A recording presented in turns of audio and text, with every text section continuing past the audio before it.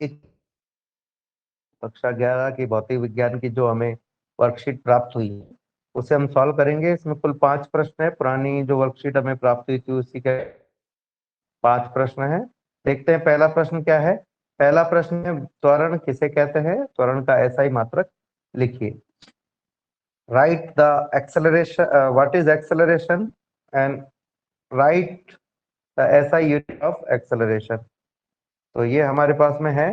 देखते हैं क्या हमारे पास में आता है। किसी भी पिंड का जो वेग होता है उस पर जो परिवर्तन होती है उसे हम त्वरण कहते हैं। पिंड के वेग में परिवर्तन की दर को त्वरण कहा जाता है।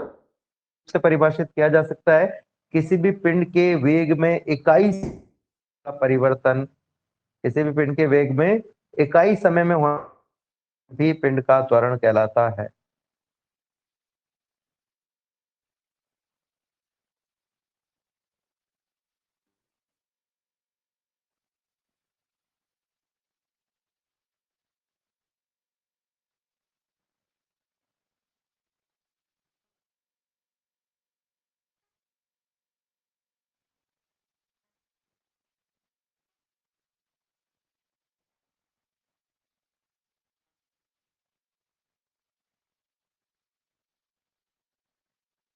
इक्कीस अक्टूबर 2021 को कक्षा 11 की भौतिक विज्ञान की जो वर्कशीट हमें प्राप्त हुई है आज उसे हम सॉल्व करेंगे। इसमें कुल 5 प्रश्न हैं। बारी बारी से इन्हें हम सॉल्व करेंगे। देखते हैं पहला प्रश्न क्या है। पहला कहते हैं त्वरण का ऐसा मात्रक लिखिए। व्हाट राइट ऐसा यूनिट ऑफ एक्सेलरेशन। देखिए किसी भी पिंड के वेग में परिवर्तन जो दर होती है उसे त्वरण कहा जाता है। यानी एक परिभाषा हमारे पास में हो गई, वेग में परिवर्तन की दर को त्वरण कहते हैं। दूसरी जो परिभाषा है त्वरण की वो ये है कि किसी के वेग में इकाई समय में होने वाला परिवर्तन त्वरण कहलाता है। अगर मैं इसे अंग्रेजी में कहना चाहूं तो मैं कह सकता हूं कि rate of change in, and another definition of acceleration is change in velocity is called acceleration। अगर हम की यानी एक्सेलरेशन के फॉर्मूला की बात करें तो त्वरण का जो वेग में परिवर्तन बटा समय अंतराल यानी कि चेंज इन वेलोसिटी। अब अगर मुझे इसका मात्रक निकालना है तो change in metre per second होता है। समय अंतराल का से मल्टीप्लाई करोगे तो ये सेकंड अपॉन 1 लिख सकते हैं। ऊपर है मीटर, नीचे है सेकंड अपॉन 1, ऊपर ले जाओगे तो उल्टा हो जाएगा, 1 अपॉन सेकंड हो जाएगा। मल्टीप्लाई करेंगे तो आ जाएगा मीटर पर सेकंड का स्क्वायर। तो इस तरीके से हम तो सॉरी त्वरण का जो यूनिट है वो हम। सेकंड क्वेश्चन जो हमारे पास में है वो है, एक कार अवस्था से चलकर 12 सेकंड में 30 सेकंड के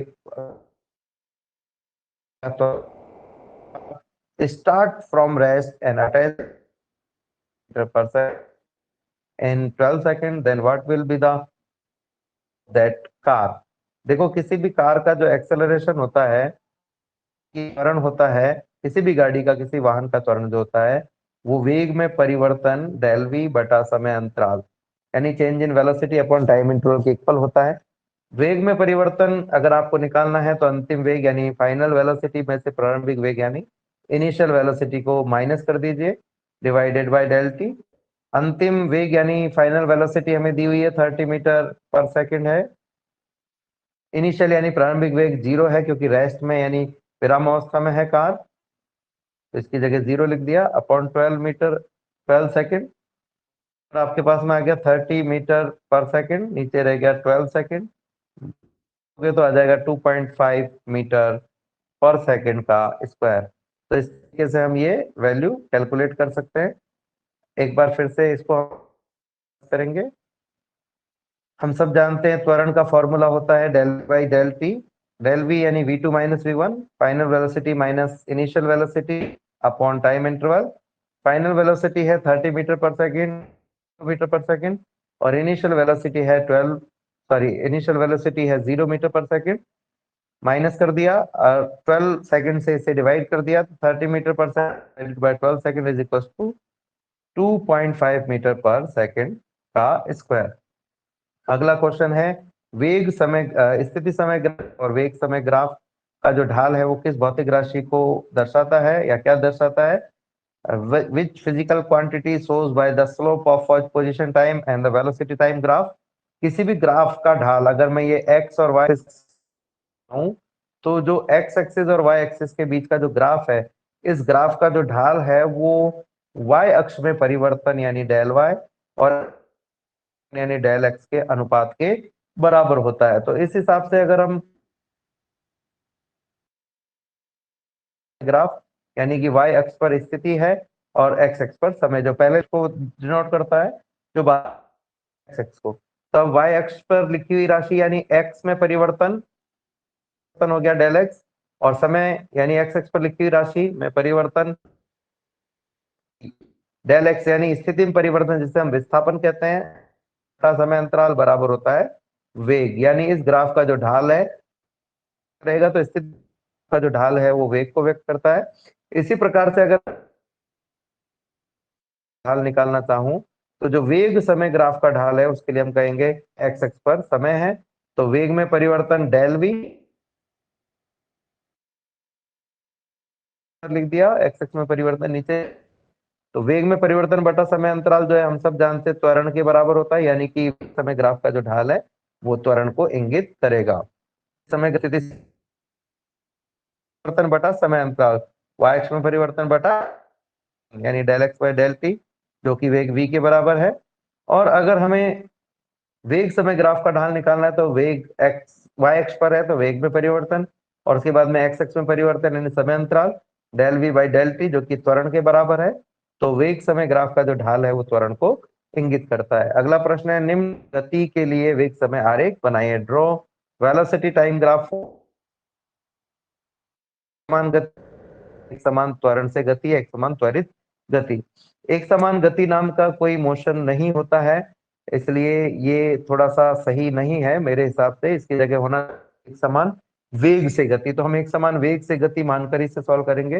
देखिए जब भी आप वेग समय ग्राफ बना रहे हैं और आपको कहा गया है कि वेग का मान कांस्टेंट है, तो ग्राफ की जो रेखा होगी वो उस राशि के अक्ष के लंबवत होती है जो कांस्टेंट हो, तो वेग कांस्टेंट है तो वेग के लंबवत रेखा आप बना दीजिए।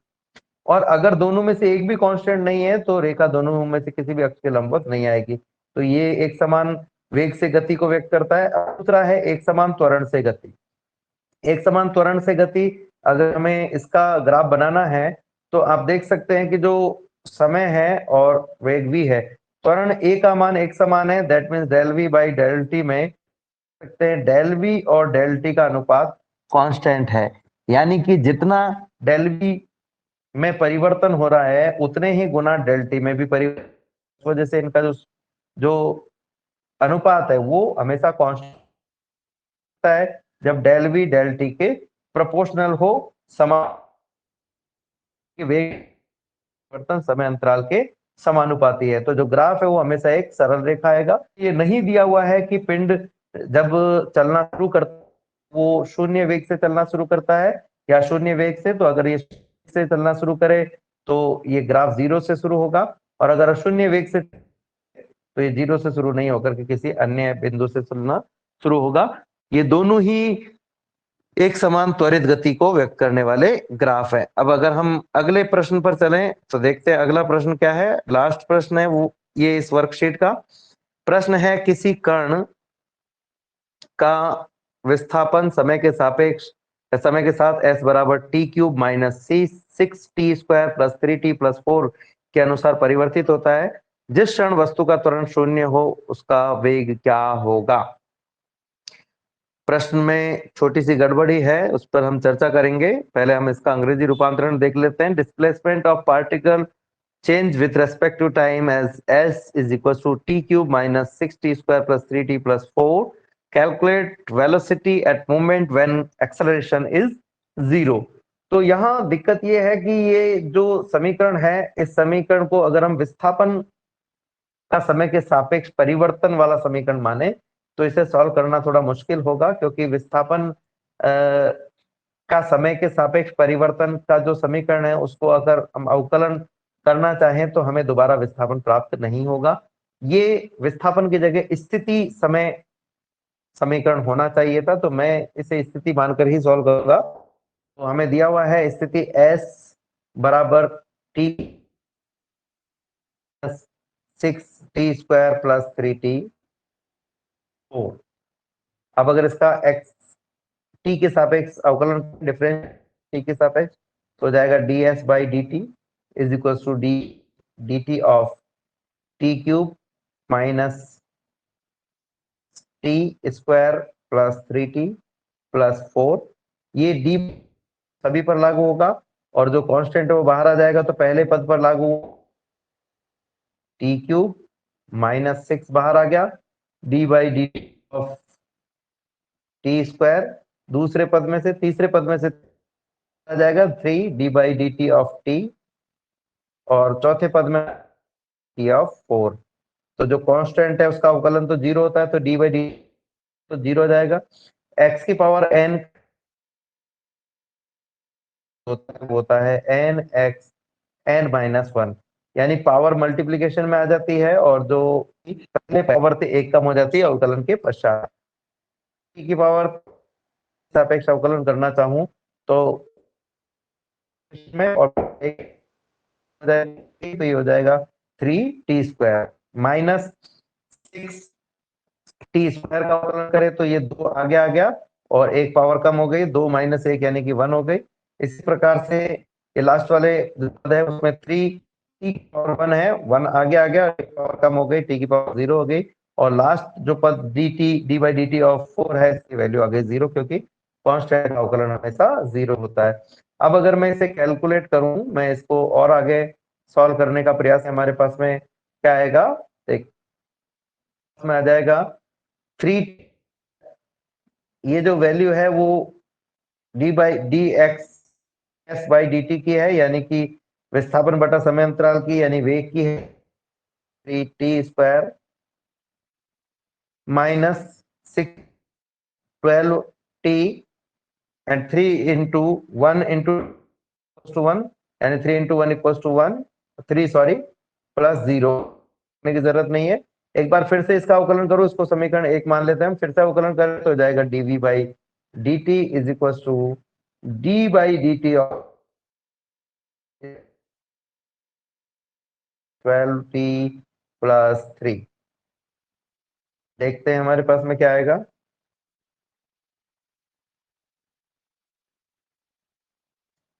यहाँ से मैं इस d/dt को सभी पर अप्लाई कर देता हूं, तो पहले पर dv/dt तो एक्सेलरेशन होता है d/dt of 3t² minus d/dt of 12t plus d/dt of 3।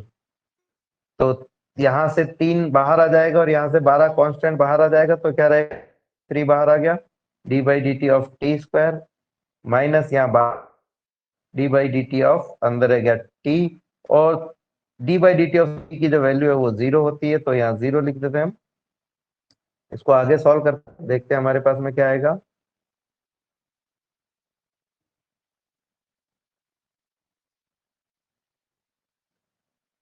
जैसे हमने किया था बिल्कुल उसी फॉर्मूले से करेंगे। 3, ये जो 2 पावर है ये आगे आ जाएगी मल्टीप्लिकेशन में, और पावर 1 कम हो जाएगी, x की पावर n वाला फॉर्मूला हम, और 2 - 1 = 1 रह जाएगी आपके पास में, और अगर हम लें तो हो जाएगा -12, t की पावर अभी 1 है, 1 है, ये 1 आगे आ गया मल्टीप्लिकेशन में, और t की पावर 1 कम हो गई 1, और जो लास्ट वाला पद है वो पहले 0 हो चुका, तो उसको लिखने की जरूरत नहीं है। ये 3 दूना 6, और t की पावर 1 को लिखने के लिए जरूरत नहीं है। -12 इंटू 1 12, और t की पावर 0 की होता है, तो ये एक्सेलरेशन की वैल्यू आ गई। अब कंडीशन दी हुई है कि जब त्वरण 0 हो, तो जब त्वरण का मान 0 हो तब टाइम का मान देख लेते हैं हम। ये 0 रख दिया तो 6t माइनस 12 इधर चला गया, तो क्या 12 बराबर 6t, 6 से कट गया 2 बार, वैल्यू आ गई 2 सेकंड। तो ये जो 2 सेकंड है इस पर वेग का मान कितना, की जो समीकरण हमारे पास में आई थी उसमें हम ये वैल्यू रखेंगे। वेग की जो समीकरण हमारे पास में आई थी वो मैं यहाँ लिख दे रहा हूँ। वेग की समीकरण हमारे पास में आई थी, वेग v बराबर t² - 6 सॉरी -12t + 3। अब यहाँ पर हम t की जगह 2 रख देते हैं, तो 3 और t की जगह 2 रख दिया तो 2 का स्क्वायर -12 इंटू t की जगह फिर से 2 रख दिया +3। 2 का स्क्वायर होता है 4, तो 4 इंटू 3 बराबर हो 12 इंटू 2 बराबर 24 +3 12 + 15, और 15 में से 24 घटा दिए तो -9। ये आपके पास का आंसर आ गया -9 मीटर पर सेकेंड। ठीक है, ये वेग का उस समय पर त्वरण का मान 0 होगा। एक बार फिर से स्थिति का जो मान है वो हमें दिया हुआ है s बराबर t³। अगर इसका t के सापेक्ष अवकलन कर दें, differentiate, we can say ds by dt equals to d by dt of cube minus 6t square plus 3t plus 4। ये जो d by dt इसे सभी पर अप्लाई करेंगे तो हो जाएगा d by dt of t cube minus 6 को बाहर ले क्योंकि कांस्टेंट है, d by dt of t square रह गया अंदर, और यहाँ 3t का जब अवकलन तो 3 बाहर आ जाएगा, d by dt of t रह जाएगा और d by dt of 4। Constant का अवकलन 0 होता है, इसलिए d by dt of 4 की वैल्यू 0 हो। x की पावर n बाई dx का अवकलन करें या x की पावर n का x के सापेक्ष अवकलन करें तो होता है n x n-1। यहाँ आप देख रहे होंगे तो पावर है वो मल्टीप्लिकेशन में आगे आ जाती है, और जो वो 1 से माइनस हो जाती है यानी कि एक कम हो जाती है। तो इस हिसाब से अगर हम t³ का करें तो जो t³ में पावर 3 है वो मल्टीप्लिकेशन में आ गई, कम हो गई, 3t स्क्वायर हो गया, फिर -6 ये ऑलरेडी हमारे पास में था, t की पावर 2 का किया तो 2 आगे आ गया और पावर 1 कम हो गई, पावर 1 कम हो गई हमारे पास में, 2t हो गया है +3 इंटू 1 t की पावर 0। तो इस तरीके से इसे सॉल्व करेंगे हम तो हमारे पास में आ जाएगा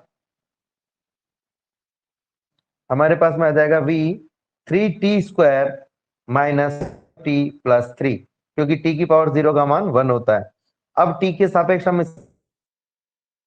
बाई dt ऑफ v बराबर d by dt of 3t square minus 12t + 3, इसको अलग अलग सेपरेट कर दे, 3 बाहर आ गया, d by dt of t square, और ऐसे ही सेकंड पद में से minus d by dt of t रह गया, और लास्ट पद हो गया d बाई dt ऑफ 3।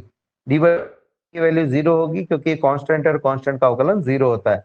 अब बाकी दोनों t का अवकलन करें तो 3 की जगह तो 3 है, t स्क्वायर का अवकलन करेंगे तो 2 पावर आगे t है उसकी पावर 1 कम हो जाएगी, 2 में से 1 घटा दिया यानी कि 1 बराबर 1, जो हमारे पास फॉर्मूला x की पावर n का, उस फॉर्मूले से ही हम कर रहे हैं, जो हम काम में ले रहे थे इस फॉर्मूले से मैच करके हमें करना है। ये 12 हमारा इसी तरीके से t की पावर 1 का अगर करेंगे तो 1 मल्टीप्लिकेशन में आ गया, पावर 1 कम हो गई, t की पावर 1 माइनस 1 इक्वल टू 0, यानी कि t की पावर 0, t की पावर 0, तो ब्रैकेट में आपके पास में सेकंड पद में 1 इंटू जाएगा। अब इसको सॉल्व करेंगे तो फर्स्ट पद हो जाएगा 3 इंटू 2 6,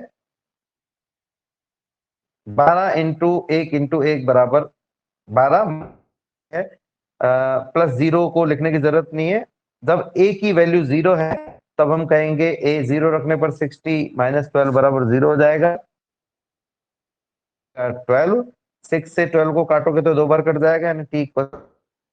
ये वैल्यू अगर हम समीकरण 1 में रख दें तो हमारे पास में हो जाएगा v बराबर 3, और स्क्वायर दिया होता तो इसलिए स्क्वायर कर दिया, माइनस +3। अब अगर इसे सॉल्व करें तो अपने पास में पहला पद हो जाएगा 3 इंटू 4, दूसरा पद 12 इंटू 2 यानी 24, और तीसरा पद 3, जो चिन्ह है वो इंटू 4 रहेंगे, इसलिए 3 इंटू 4 बराबर होता है 12, फिर माइनस 24 प्लस 15 में से 24 घटा दिए तो माइनस का 9 मीटर पर सेकेंड होगा। इस तरीके से आज की ये वर्कशीट सॉल्व होती है। उम्मीद करता हूँ आपको इससे फायदा मिलता है तो आप मेरा कर सकते हैं। धन्यवाद।